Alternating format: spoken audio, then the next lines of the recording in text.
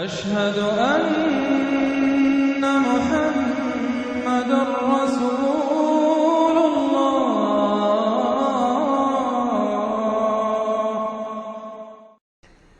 آخری دو صورتیں یہ گویا کہ قرآن مجید کے اختتام پر دو پہرے دار ہیں۔ یہ دو صورتیں ہیں کہ جو اصل میں مدنی صورتیں ہیں، نازل ہوئی ہیں مدینہ منورہ میں، اور ان کا زمان نزول کے اعتبار سے شان نزول بھی ہے کہ ان کا حضور پر ایک مرتبہ جادو کیا گیا تھا، تو اس جادو کے اثرات کو زائل کرنے کے لیے یہ آیات پھر اتری ہیں، اور حضور نے پھر جب ان کی بات بار بار تلاوت کی ہے تو وہ جادو کے اثرات، ایک یہودی نے کیا تھا جادو آپ پر، جس سے آپ کچھ چیزیں بھول جاتے تھے، کافی آپ کو دیر کو تکلیف رہی ہے۔ صحیح بخاری کے اندر یہ روایت موجود ہے۔ ہمارے جدید کچھ ریشنلسٹ ہیں اور جو خاص طور پر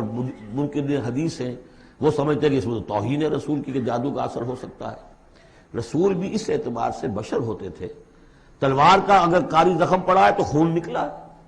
اور خون نکل گیا ہے تو زوفتاری ہوا ہے، زوفتاری ہوا تو بے ہوشی بھی ہوئی ہے۔ یعنی یہ جسم جو ہے ان کا، اس کے اعتبار سے جو بھی بخار آپ کو چڑھا ہے، بخار میں تکلیف ہوئی ہے،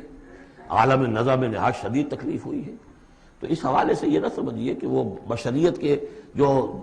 لوازم ہے وہ ختم ہو جاتے ہیں، لیکن اللہ تعالیٰ کی طرف سے انہیں ایک مقام ملا ہے، ایک عصمت ملی ہے، ایک بزرگی ہے، وہ اپنی جگہ پر ہے۔ تو جادو کا وہ واقعہ بالکل صحیح ہے جو ہوا ہے، لیکن اس کے لیے اب یہ دو صورتیں ہیں، اور یہاں خاص طور پر نوٹ کر لیجئے کہ یہ معوذتین، یہ ایک صورت بھی ہو سکتی تھی، لیکن قرآن حکیم میں جو عام مزاج ہے کہ صورتیں جوڑوں جوڑوں کی شکل میں ہے، تو دو حصوں میں تقسیم کر دیا۔ اور اس کی تقسیم کیا ہے؟ ایک وہ چیزیں ہیں جو انسان پر باہر سے حملہ آور ہوتی ہیں، اور ایک چیز وہ ہے جو انسان کے اپنے اندر سے حملہ آور ہوتی ہے۔ ان دونوں کو دو علیحدہ چیزوں میں رکھ کر اور سکھایا گیا ہمیں کہ تم ہمیشہ اللہ کی پناہ طلب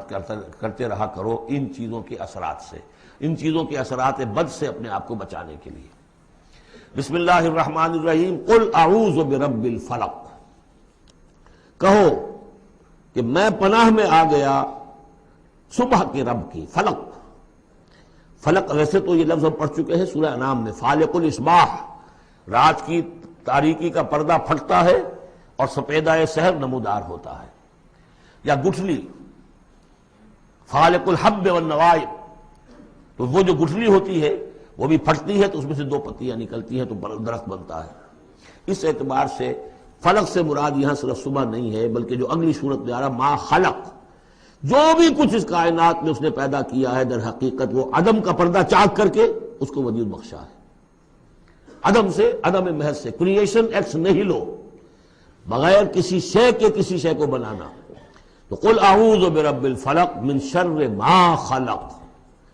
میں پناہ میں آتا ہوں اس کی تمام مخلوقات کی پناہ سے۔ اب آپ غور کیجئے، مخلوق ظاہر بات ہے خالق کی طرح کامل تو نہیں ہو سکتی، مخلوق کے اندر کوئی نہ کوئی پہلو جو ہے وہ کمی کا، تقصیر کا، نقص کا رہ جائے گا۔ تو گویا کہ ہر مخلوق میں شر کا پوٹینشل ایلیمنٹ موجود ہے۔ یہ دوسری بات ہے کہ اللہ تعالیٰ کسی کو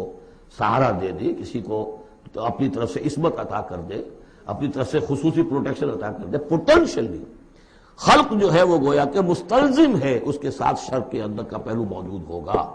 قل اعوذ برب الفلق من شر ما خلق، یعنی وہ شر جو ہے خود اپنی جگہ پر کوئی علیحدہ مستقل وجود رکھنے والی شے نہیں ہے، بلکہ وہ شر جو ہے خلق کے اندر جو کمی کا پہلو ہے۔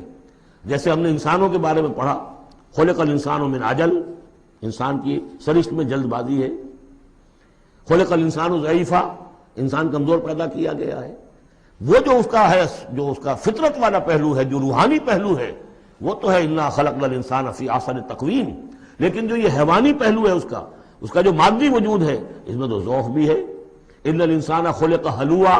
اذا مسہ الشر جزوعا واذا مسہ الخیر منوعا، یہ تمام چیزیں جو ذہن میں رکھیے۔ قل اعوذ برب الفلق من شر ما خلق، جو بھی مخلوقات ہیں ان میں سے جو بھی شر کا پہلو ہے میں اس سے اے پروردگار تیری پناہ میں آتا ہوں۔ ومن شر غاسق اذا وقب، خاص طور پر یہ رات کو ڈھانپ لینے والی جو ہے رات، اندھیرا، یہ ظاہر بات ہے اسی پھر رات کے پردے میں چوری بھی ہے، ڈاکہ بھی ہے، اسی میں پھر غول بیابانی جو ہیں، شیاطین جن ہیں، ان کا بھی جو حرکتیں ہوتی ہیں،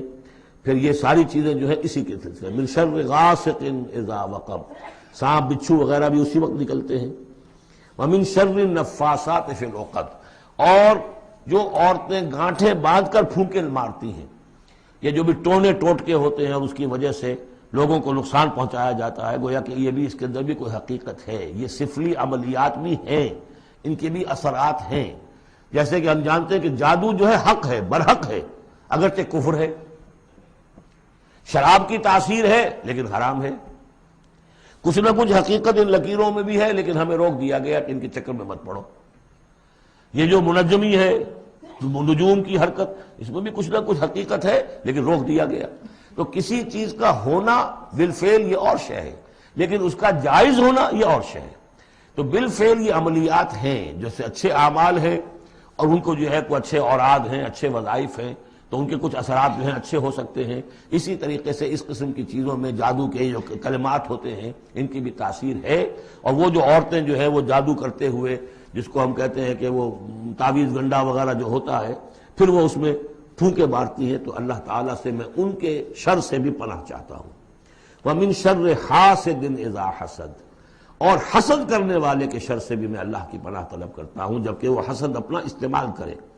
اگر حسد ہے دل کے اندر ہے تو بات اور ہے،